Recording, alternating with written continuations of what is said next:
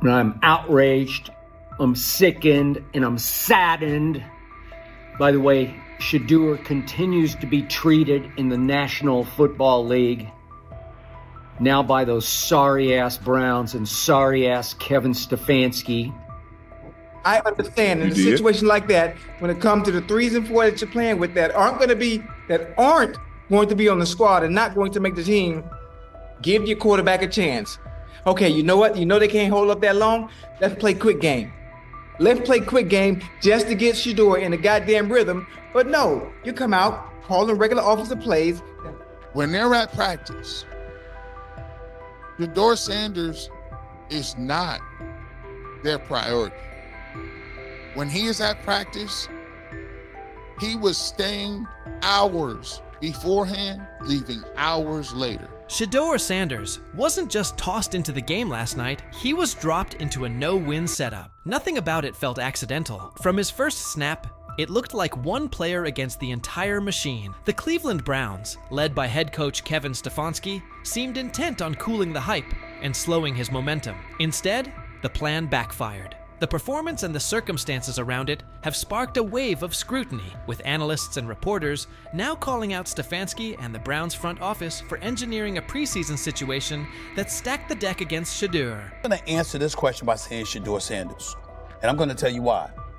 I think he's being set up to... Stephen A. Smith said from the outset that the entire preseason would be engineered to undermine Shedeur Sanders. He argued that even starting the first preseason game was part of a plan to make him stumble, fueling the idea that he's just a 5th-round pick, and validating the skeptics. Whether that blueprint existed before the games kicked off or not, it didn't stop there. Now, attention has turned to Kevin Stefanski and the Cleveland Browns for placing Shedeur in an unfamiliar system and circumstances that set him up to falter. Garrett Bush echoed that criticism, noting that regardless of how hard Shedeur worked before and after practices, he was never treated as a true priority in their plans. When they're at practice, Shedeur Sanders is not their priority. When he is at practice, he was staying hours beforehand, leaving hours later. Kevin Stefanski doubled down, saying his group was executing and placing the responsibility squarely on Shedeur Sanders for the miscues. When pressed on whether having Shedeur work all week with 3rd and 4th team units contributed to the mistakes, Stefanski wouldn't budge. Rather than acknowledge that first team reps might have better prepared a rookie, he waved off the idea and reiterated that his job is to develop young players. But what kind of development plan withholds meaningful snaps with starters, then drops a promising prospect into live action and expects him to run concepts he's never practiced with them? All of our players, Mary Kay, there's things that we can do better, and there's some good moments out there, but that's what our job as coaches, to develop. Skip Bayless weighed in as well, blasting the Cleveland Browns for their handling of Shedeur Sanders and calling it just about the worst approach imaginable. He said the issues fit a troubling pattern under Kevin Stefanski, with Sanders repeatedly mishandled instead of developed. In Bayless's view, this wasn't a one-off mistake.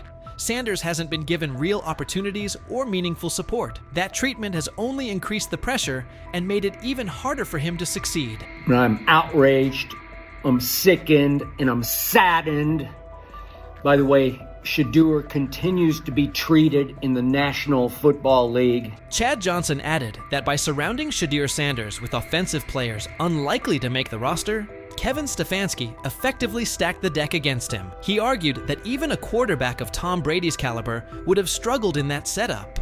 Analysts have echoed the point, putting the blame on the coaching staff for failing to give Shedeur a fair platform to succeed. Ochocinco also warned that critics would soon brand Shedeur a failure and dismiss him as a 5th-string option, while ignoring the core problem, who engineered the situation in the first place. Despite the noise, he framed the backlash as part of a broader effort to drag Shedeur down, noting that some people seem more intent on tearing him apart than acknowledging the circumstances that shaped his performance. You just beat the guy, and that's okay. You get paid, he gets paid. Sometimes Ocho just gonna win because Ocho was just the better player. Sometimes the defensive back is gonna win.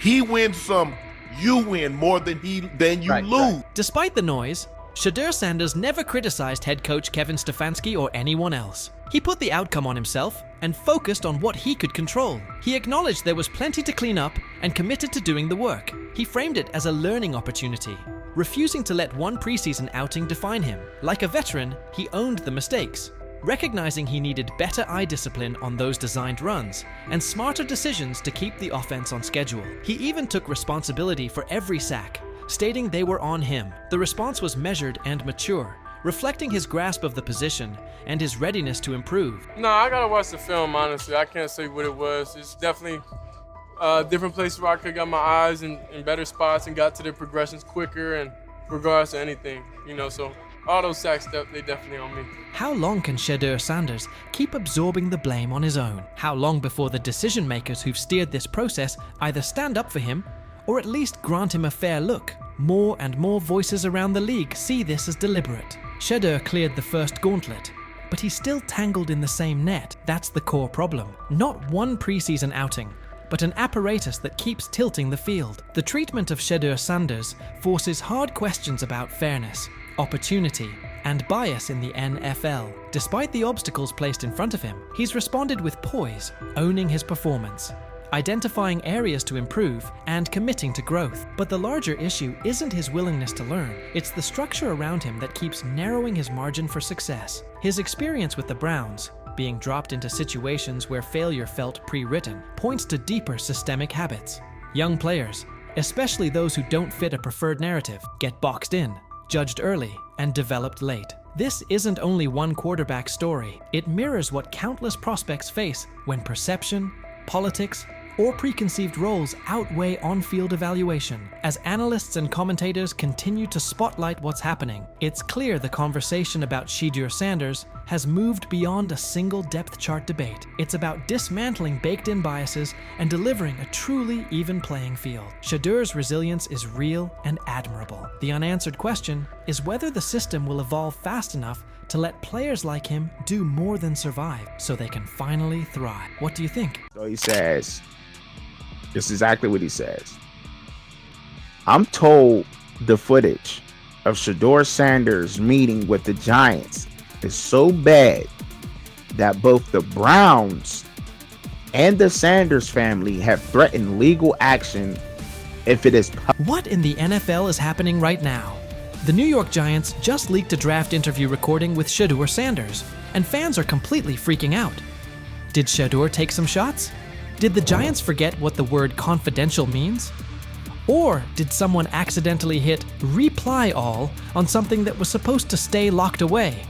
Get ready, because this roller coaster involves hot mics, bad takes, and a whole lot of drama. What happened with Shedeur on draft night to make him fall to the 5th round, and them talking about the Giants coming out with all that information talking about Shedeur did bad, bombed the interview, all that type stuff. We all know my last video when I talked about the interview tape about Shedeur did not get a playbook. The NY Giants, in true Stonewall fashion, dropped a carefully trimmed clip from their highly sought-after interview with Shedeur Sanders, then quickly locked everything else away like it was top-secret intel. Was this a calculated PR stunt, or just a low-key attempt at sabotage? Either way, the silence speaks louder than any official statement. Fans aren't buying this half-baked version of transparency, and they're definitely not ready to just bench him and move on. Instead, they're demanding answers, calling out the organization for what feels like a planned smear job. One thing's for sure, the hate is loud, but Shedeur's supporters are even louder. There was another team that he sat down with. What do you mean it didn't go well after that? So, he was pissed that they did that to him. They did that to him. He counter-confronted the them. same thing they do to every other quarterback prospect. They did that to him. They slide in a mistake to see if you catch it. Right. And so because you're the quarterback. But he didn't take it as a correction. He took it as like he got pissed off. Yeah, and it's like so here's another one. So another one was, he throws a bad interception, and it was a deep throw early in the game, and he comes back and they go in the meeting, they show the interception. Let's just call it like it is. The Giants have perfected the tease. They've basically turned "We've got more, but we're not sharing it" into a comedy act, and the joke's on them. It's like they're standing center stage, booing themselves. "Oh, you want more? Too bad. We're guarding it like Grandma's secret lasagna recipe." Congrats, Giants. You've officially become the talk of TikTok, X, and even Aunt Barbara's Facebook. Yep, the holy trinity of online outrage. This whole thing screams drama, screams petty, and definitely screams PR disaster in a fitted cap. Just release the full tape before fans start pulling up to headquarters with pitchforks. And popcorn. GM is getting fired. The GM, who is that nigga that Jaden Daniels. The GM is on film that the nigga's son, the nigga asked his son last draft, "Yo, who you think I should pick?" His son like, "Yo, you need to get the Jaden Daniels nigga, B." This is what his son, it's on tape. "You should go Jaden Daniels." He laughing at his son. And all right, cool, get Jaden Daniels. I don't even know how that tape got out.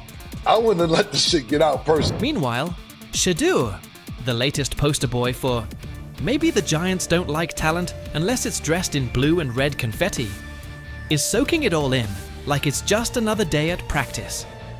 And here's the best part of the irony. The Giants tried to label him as all hype, no substance, a paper tiger. But instead, they accidentally turned him into the hottest name being mentioned by every sports analyst out there. They tried to bury the story, but somehow ended up stamping it in bold. It's the classic case of ignoring a trending conversation for so long that sure, people get annoyed, but at the same time, they keep your name alive better than your own PR team ever could. It's funny. New York Giants, where these tapes at? You hear me? Because if Shedeur Sanders was so unprofessional, y'all would have leaked the tapes for the whole world could see, right? Because understand, it's a lot of he say, she say. But one thing I do know, as a young black man growing up in this world, being straightforward and not sugarcoat anything. Oh, this narrative is pure gold.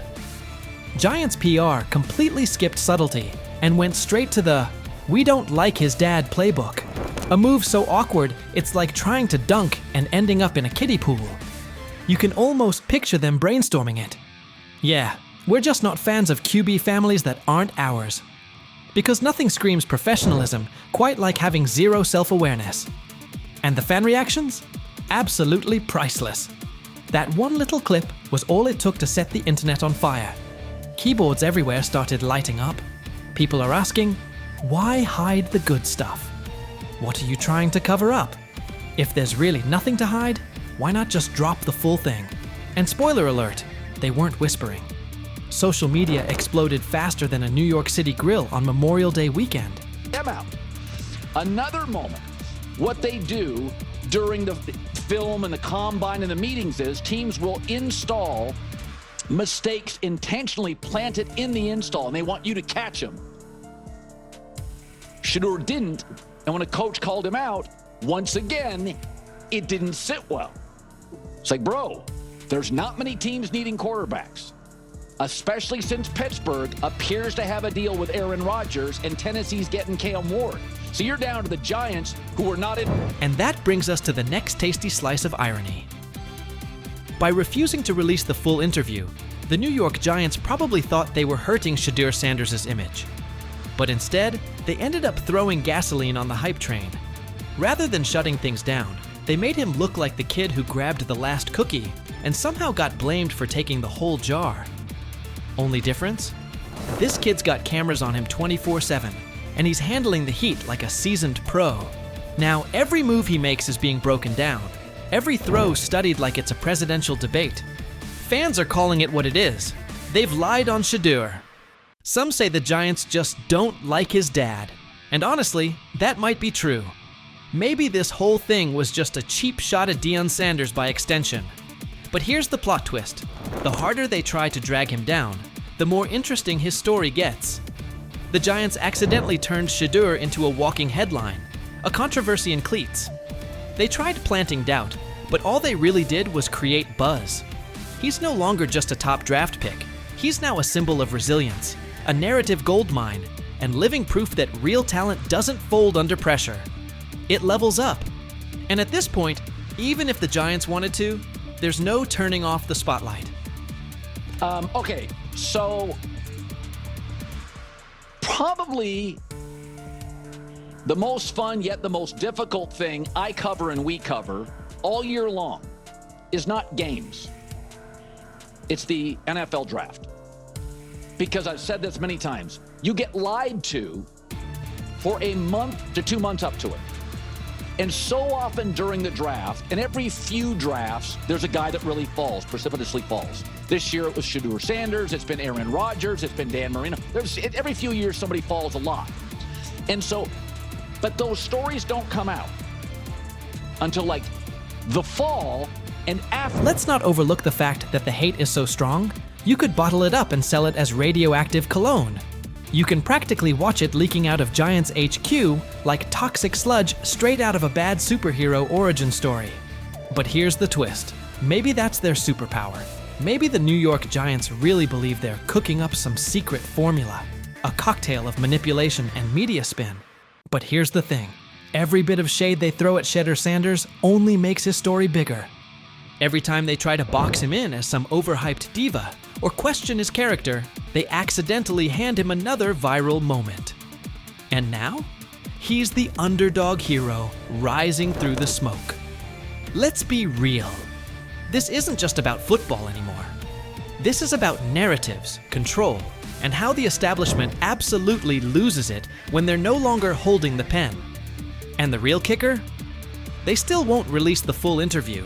You've got NFL fans, media heads, and entire Reddit threads all chanting, "Drop the tape." Like it's some long-lost Beatles album. Meanwhile, the Giants are just sitting there, staring into the void like nobody saw this mess coming. Now, I don't know if it ever gonna get leaked or not. The tapes, the New York Giants have the tape. They definitely have the tape. It's confirmation that they have the tape.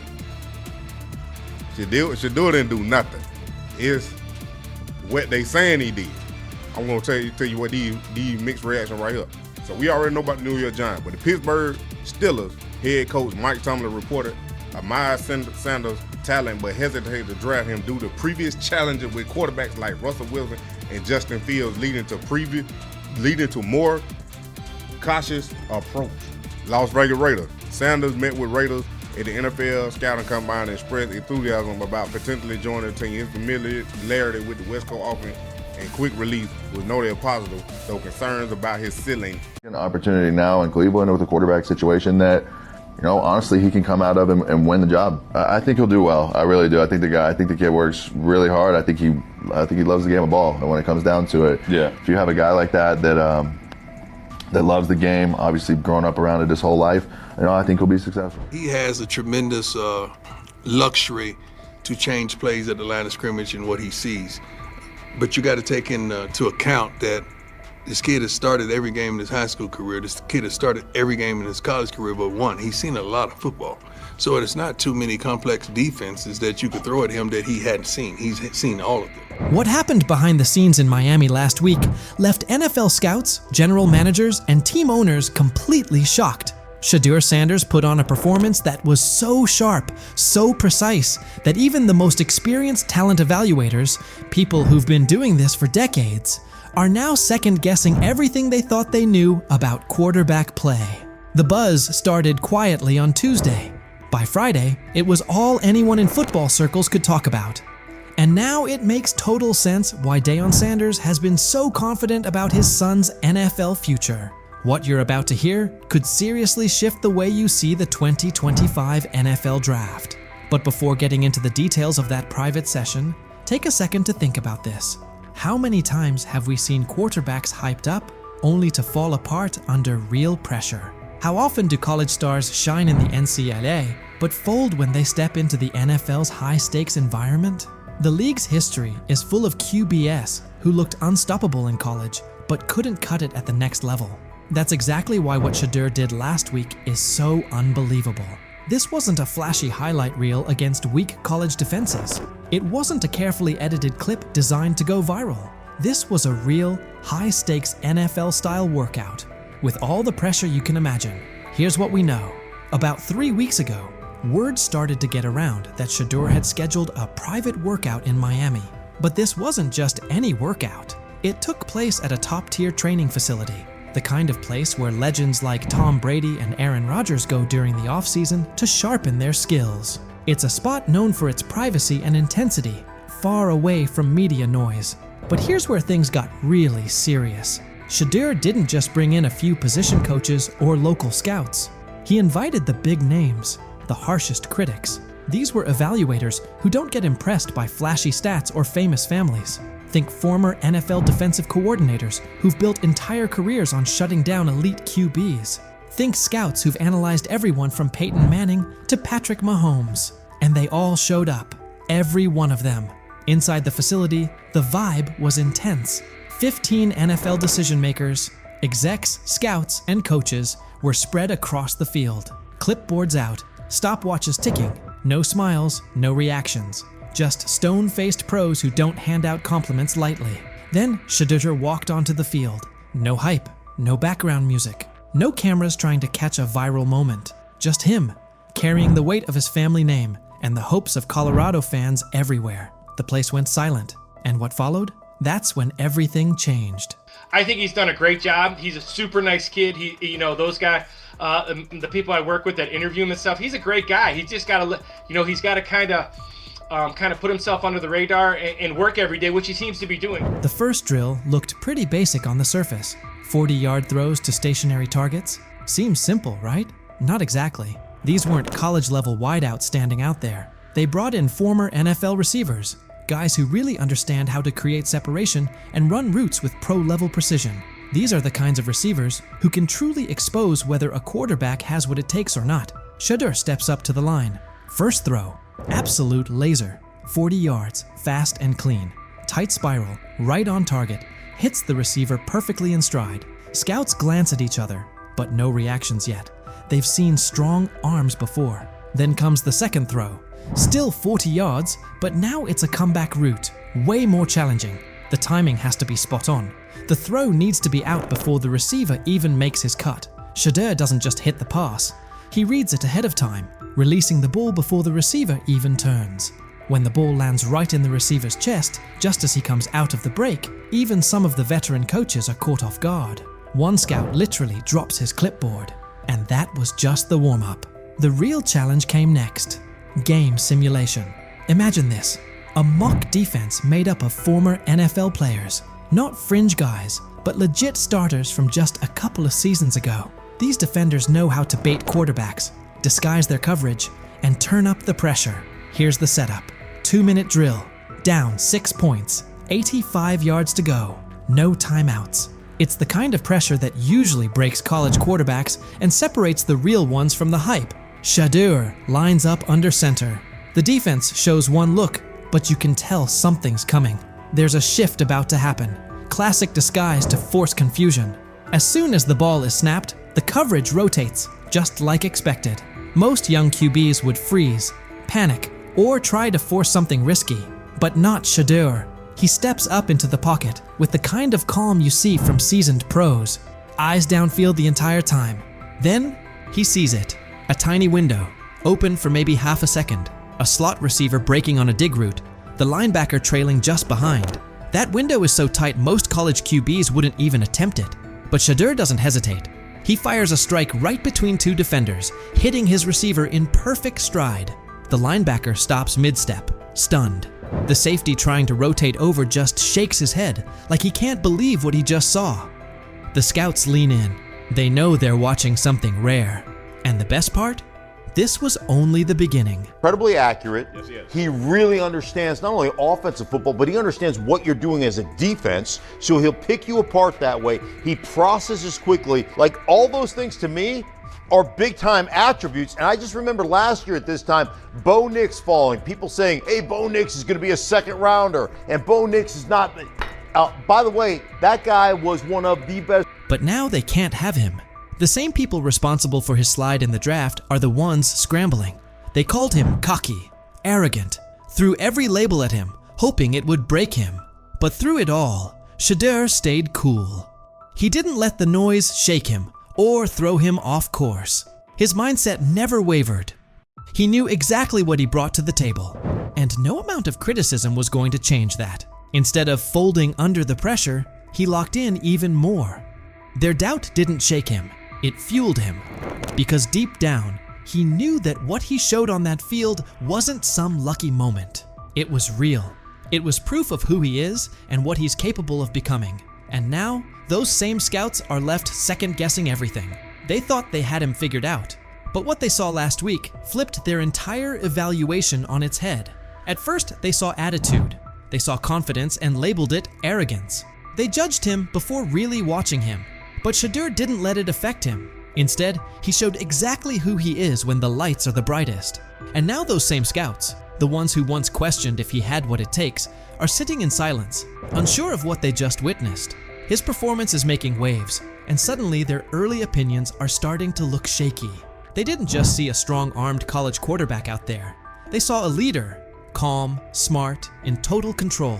The more his confidence grows, the better he gets. And now, they're starting to realize they might have missed something big. What they once brushed off as ego now looks more like confidence that can't be rattled. And his ability to shine under pressure is forcing a lot of people to rethink how they evaluate talent. Every day that passes, the question gets louder. How long can they keep ignoring the guy they once dismissed? Have we ever seen a quarterback flip the narrative like Shedeur Sanders just did? How often do players get counted out because of assumptions or snap judgments? How many times is confidence mistaken for arrogance? And how much potential gets overlooked because of it? Maybe this is that turning point. Maybe those very traits we criticize in young players are actually the ones that turn them into something great. What if Shedeur is exactly the kind of quarterback the league's been missing? What if we're watching the start of something special? So what do you think? Could Shedeur Sanders be the real deal? And what kind of impact will his rise have on the 2025 NFL Draft?